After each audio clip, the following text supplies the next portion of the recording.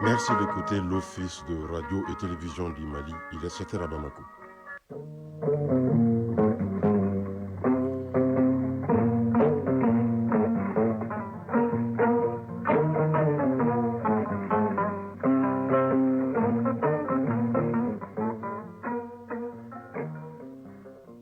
Le journal. Oumar Moussa Traoré. Mercredi 9 avril 2025, bonjour et bienvenue. Ciel partiellement nuageux sur Bamako, il devrait faire un peu plus chaud aujourd'hui, avec 41 degrés comme température maximale au cours de la journée. Le mercure ne devrait pas descendre sous la barre des 28 degrés affichés en ce moment.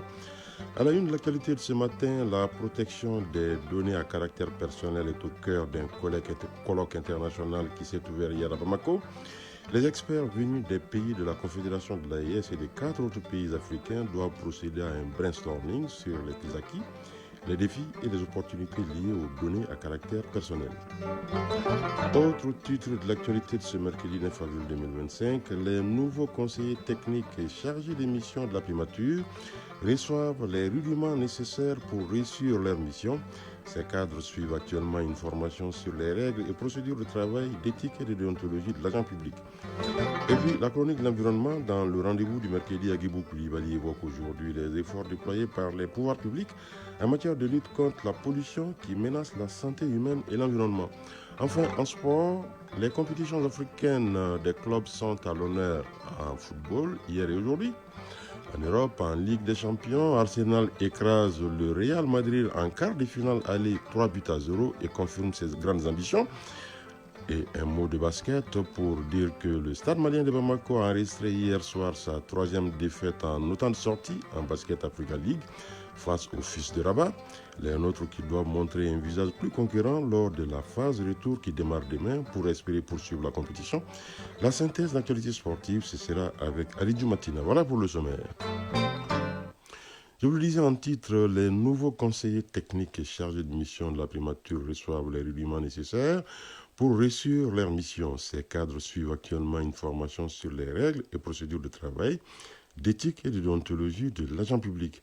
La session de formation officiellement lancée hier par Mahamadoun Touré, directeur de cabinet du Premier ministre. Compte rendu Mamari Kone et Ali Touré. Orange Mali, nous existons depuis 23 ans, nous opérons ici au Mali parce que d'abord l'État nous a fait confiance en nous confiant cette mission de service public qui est de porter des services de télécommunication et des services numériques à l'ensemble de la population.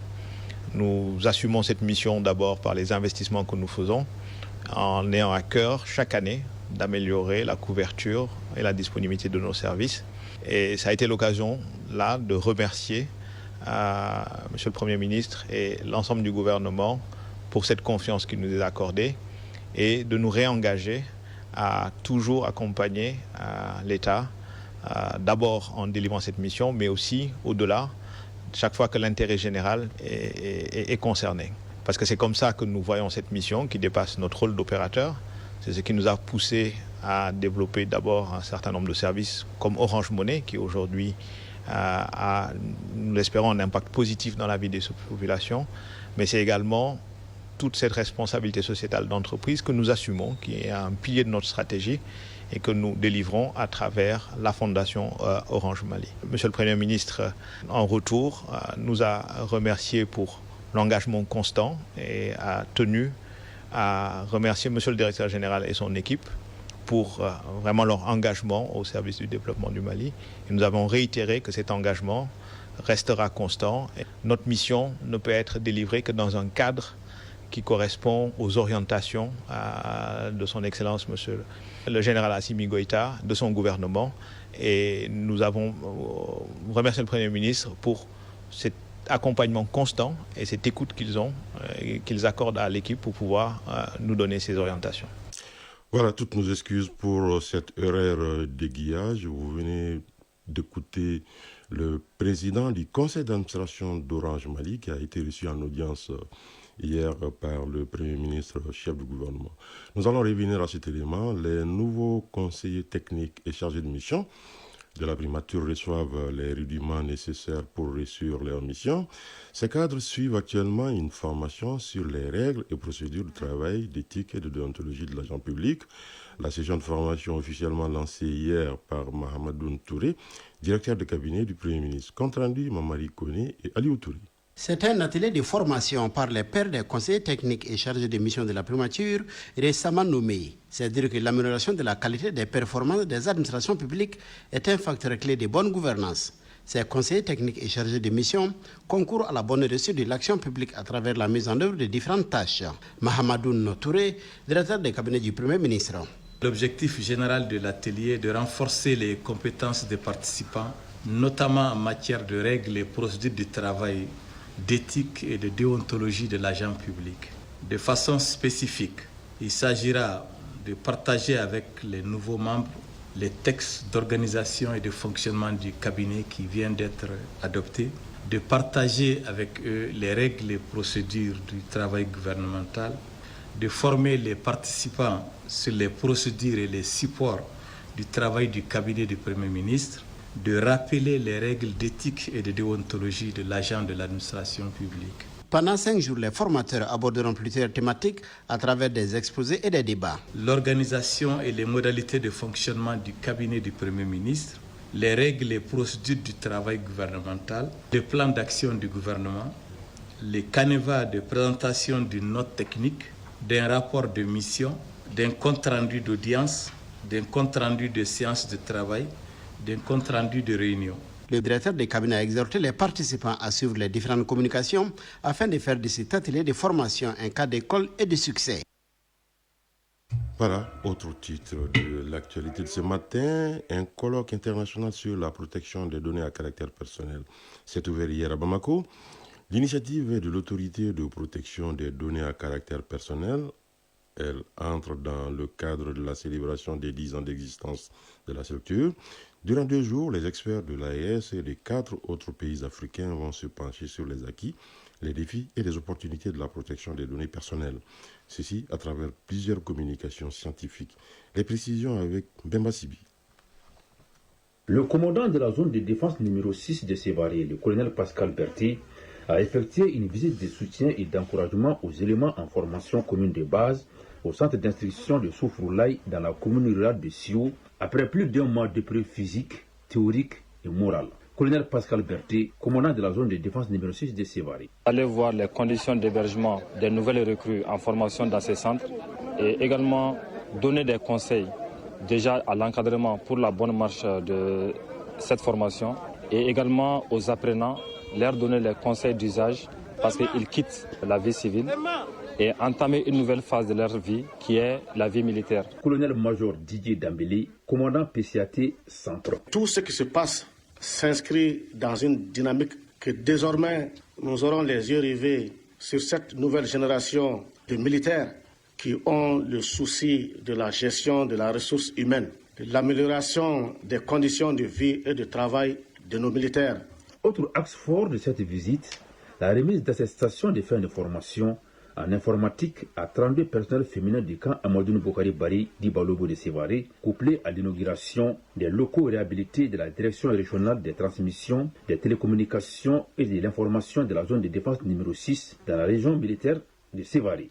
Colonel Pascal Berthet, commandant de la zone de défense numéro 6 de Sévaré. Cette formation avait pour but de renforcer leurs capacités en vue de leur emploi futur au niveau des secrétariats des régiments et des unités. Colonel-major Didier Dambélé, commandant PCAT Centre. Les militaires que nous utilisons aujourd'hui sur le théâtre des opérations méritent désormais notre attention, méritent notre respect, méritent tous les égards possibles pour que pendant la période où ils font leur préparation, que ça se passe dans de bonnes conditions de vie. Mopti Oumar Meiga et Suleiman Teboutsegui pour l'ORTM. Voilà, beaucoup de soucis techniques ce matin, avec toutes nos excuses encore une fois. Vous venez de suivre le reportage de Oumar Maïga sur la visite de la hiérarchie militaire au centre d'instruction militaire de Sévaré. Nous allons revenir à cet élément sur le colloque. Le colloque, un colloque international sur la protection des données à caractère personnel s'est ouvert hier à Bamako. L'initiative est de l'autorité de protection des données à caractère personnel. Elle entre dans le cadre de la célébration des 10 ans d'existence de la structure.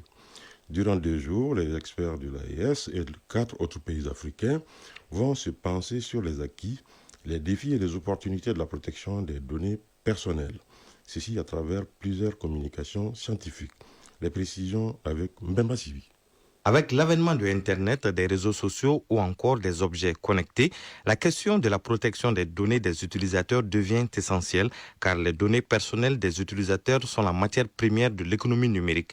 C'est pourquoi l'Autorité de protection des données à caractère personnel, pour célébrer ses 10 ans d'existence, a voulu ce cadre d'échange scientifique pour parler des acquis, défis et opportunités de la protection des données à caractère personnel. Professeur Mamadou Samasekou, président de l'Autorité de protection des données à caractère personnel. Notre pays œuvre sans relâche à la construction d'une culture de la protection des données personnelles. Cette volonté politique s'est traduite ces dernières années par la consécration du droit à la protection des données à caractère personnel dans la Constitution du 22 juillet 2023 et la pénalisation des atteintes aux dites données dans la loi numéro 2024-027 du 13 décembre 2024 portant code pénal. En dépit de ces avancées notables, les défis restent nombreux. C'est dans cette perspective que ce colloque prend tout son sens. Un colloque international qui va se pencher sur les enjeux de la gouvernance numérique, avec en toile de fond la sécurisation des données. En 2024, la tentative de prise d'otage des données biométriques du Mali illustre bien cela. Professeur Bourama Kansei, ministre de l'Enseignement supérieur et de la Recherche scientifique. La gouvernance numérique représente à bien des égards l'un des principaux enjeux de notre époque. En effet, le développement exponentiel des technologies de l'information et de la communication a accéléré la production des données personnelles dont la protection est devenue un véritable problème de sécurité nationale. Les défis actuels liés à la gouvernance des données en Afrique tiennent à l'amélioration et de l'accès à la mobilité et l'obturation de la fracture numérique d'une part et l'harmonisation des cadres juridiques et institutionnels performants d'autre part. Ce colloque international de 2 jours enregistre la présence, outre les pays de l'AES, le Maroc, le Sénégal, le Bénin et Madagascar. Plusieurs communications scientifiques sont attendues.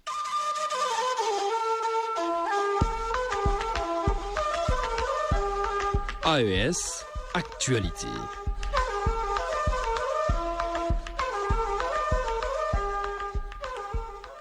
Le premier volet de l'actualité de l'AES nous conduit tout d'abord au Burkina Faso. Dans le souci de préserver l'environnement, le pays entend se doter d'une stratégie pragmatique pour l'exploitation minière.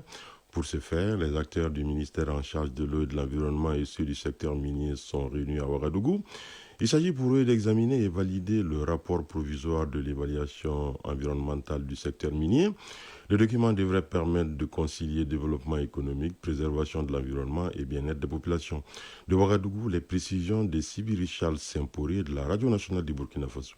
Le secteur minier burkinabé connaît une croissance significative depuis quelques années, selon l'évaluation environnementale et sociale stratégique réalisée en 2014. En 2022, les mines industrielles ont contribué pour 16% du PIB. Cette expansion s'accompagne cependant de défis environnementaux et sociaux majeurs, selon le directeur général de la préservation de l'environnement, Draman Sawadogo. On a constaté que de plus en plus, avec la recrudescence des activités dans le secteur minier, il y a beaucoup de problèmes, notamment la pollution de l'eau, le développement local, des questions des terres, les questions liées aux ressources en eau. Donc il était de bon ton que le gouvernement puisse réfléchir, donner encore des orientations au niveau du secteur minier pour qu'on puisse véritablement inverser les tendances à la dégradation de l'environnement et la pollution des eaux pour un développement harmonieux et durable. Un plan cadre de gestion environnementale et sociale évalué à près de 4 milliards de francs CFA a été élaboré pour répondre aux nombreux défis du secteur minier burkinabé. Il propose 8 axes d'intervention,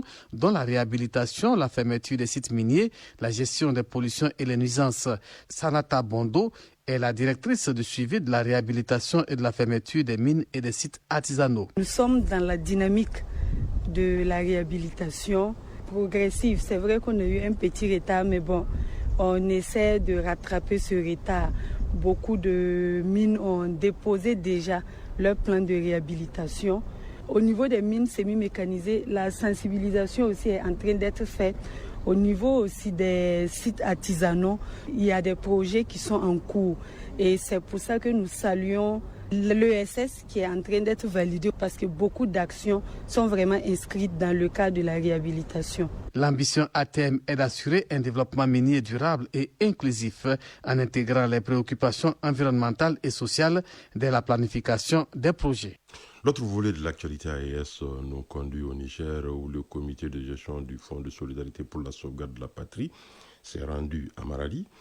C'est dans le cadre d'une rencontre d'information et d'échange avec les représentants des différentes couches socio-professionnelles de la région. De Niamey, le compte-rendu de Mariama Keïta de la Voix du Sahel.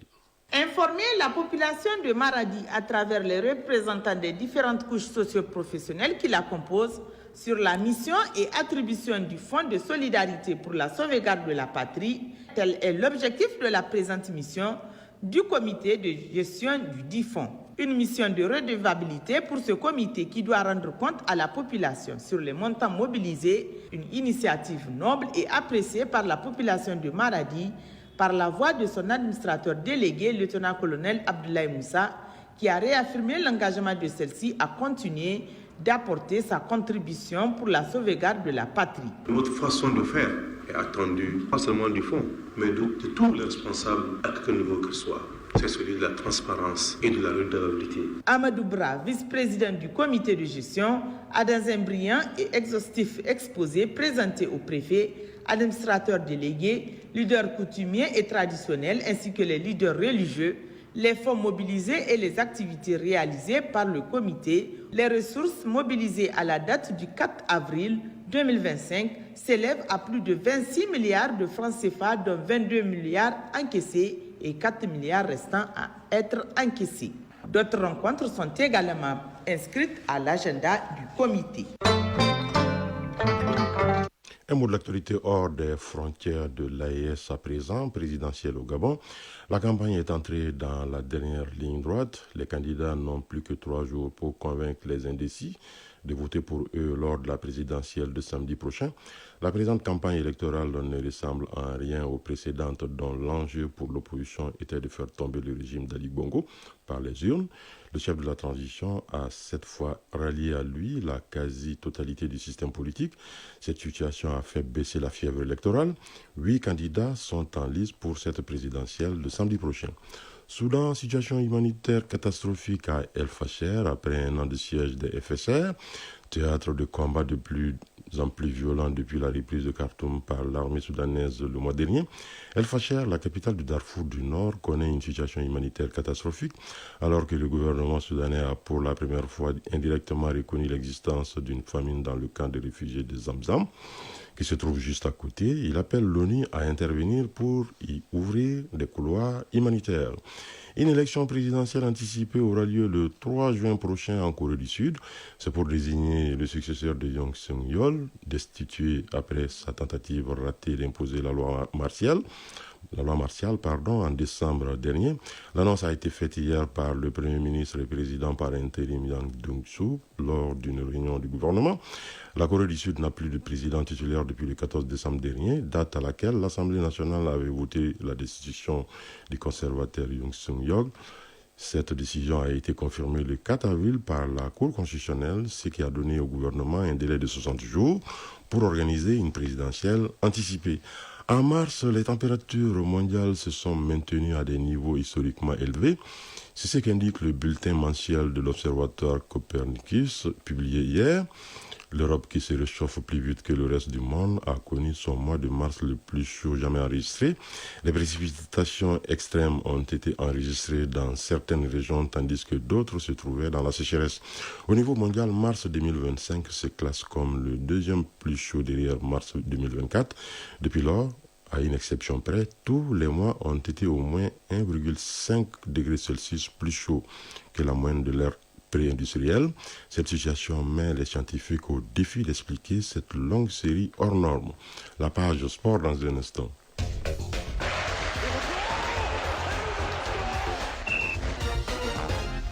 Football Ligue européenne des champions, les Italiens de l'Inter de Milan et les Anglais d'Arsenal ont pris une parfaite option pour les demi-finales.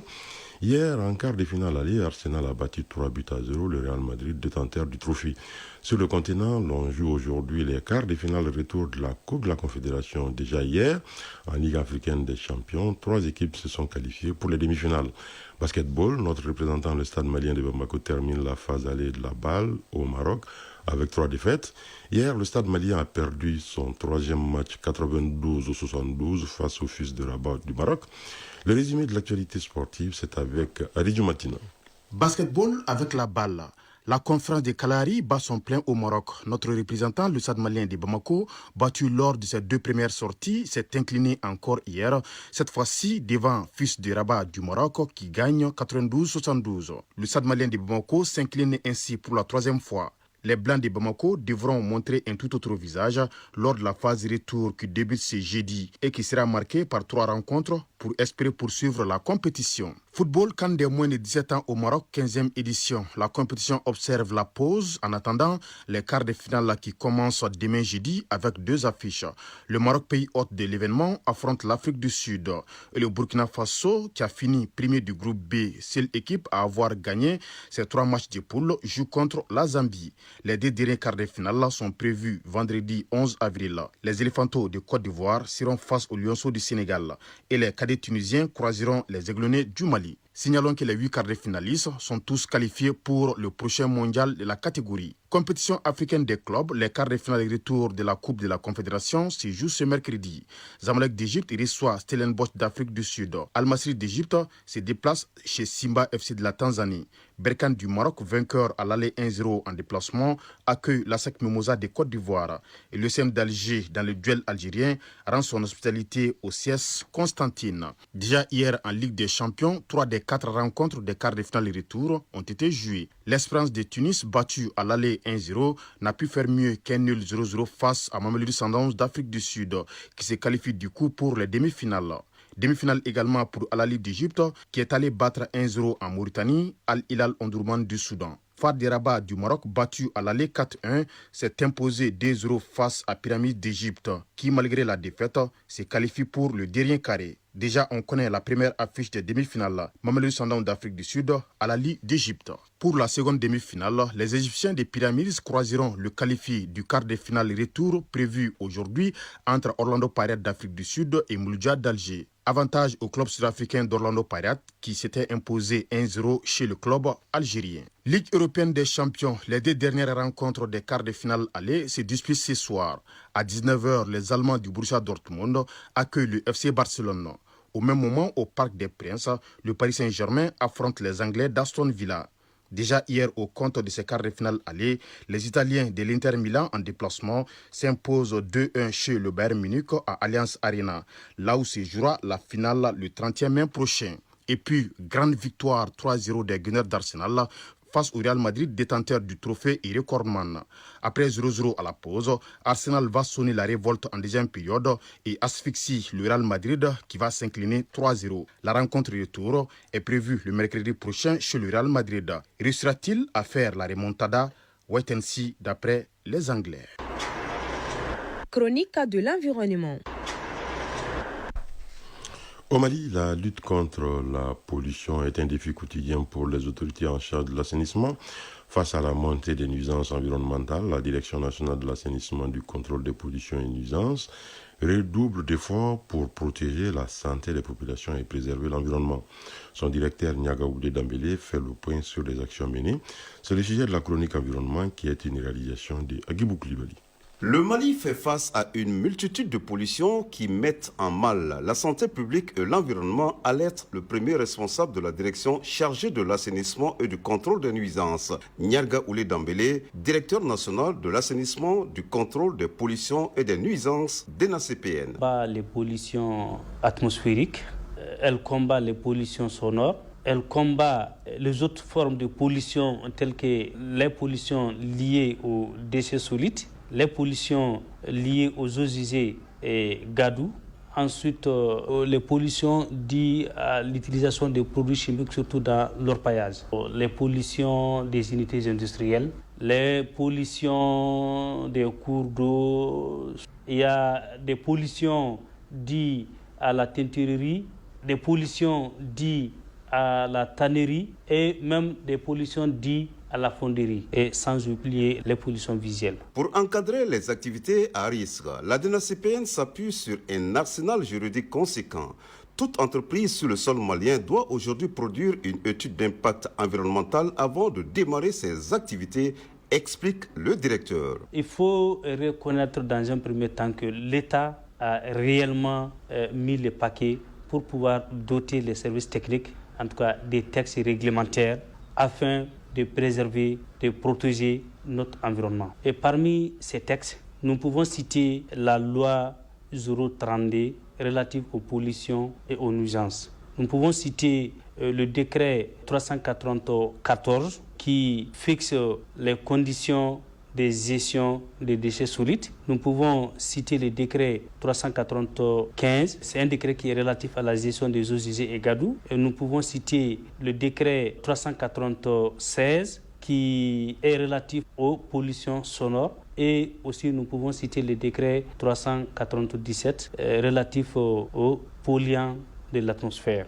Et en plus de tous ces textes, nous avons aussi la loi et un décret d'application d'interdiction de commercialisation, détention de sachets plastiques non biodégradables. Et tout ça pour pouvoir, en tout cas, tant que faire CP, préserver notre environnement. Il précise que des normes de rejet sont imposées aux industries avec des sanctions prévues en cas d'infraction. Quand on fait une évaluation environnementale, dans le rapport de l'évaluation environnementale, il y a des recommandations, et très généralement qui sont traduites en plan d'action, dont la mise en œuvre est une obligation. Et il y a des mesures qui doivent être mises en œuvre par le promoteur.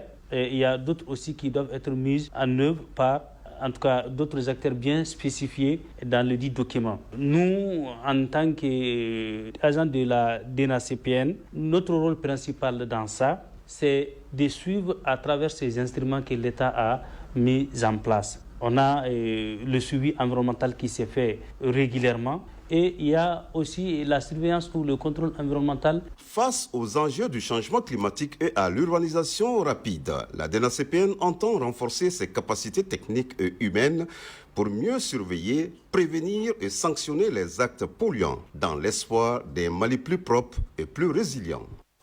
À cette heure passée de 27 minutes à Ségouna, dans la région de Kita, se referme cette édition. La coordination éditoriale a été assurée par Bourama Traoré. À la mise en onde, il y avait Ismaïla Diarra.